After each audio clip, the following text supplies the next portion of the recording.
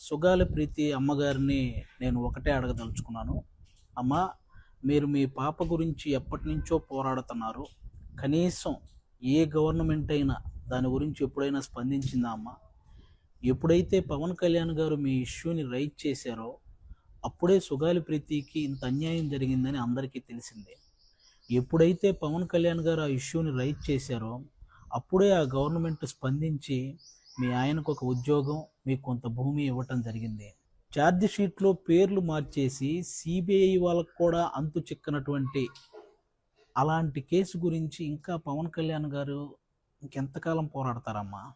మీరైనా ఆలోచించాలి. అలాంటి పవన్ కళ్యాణ్ గారిని పట్టుకొని ఓట్ల కోసం ఈ ఇష్యూని వాడుకున్నారు. ఆ మాట నీకు ఎలా అనిపించాలనిపించిందమ్మా తల్లి? అసలు పవన్ కళ్యాణ్ గారు కాకుండా ఈ ఇష్యూని మీరు కోరుకున్న విధంగా ఎవరైనా నిజంగా న్యాయం చేయగలిగితే నా జీవితంలో జనసేన గురించి మాట్లాడనమ్మా.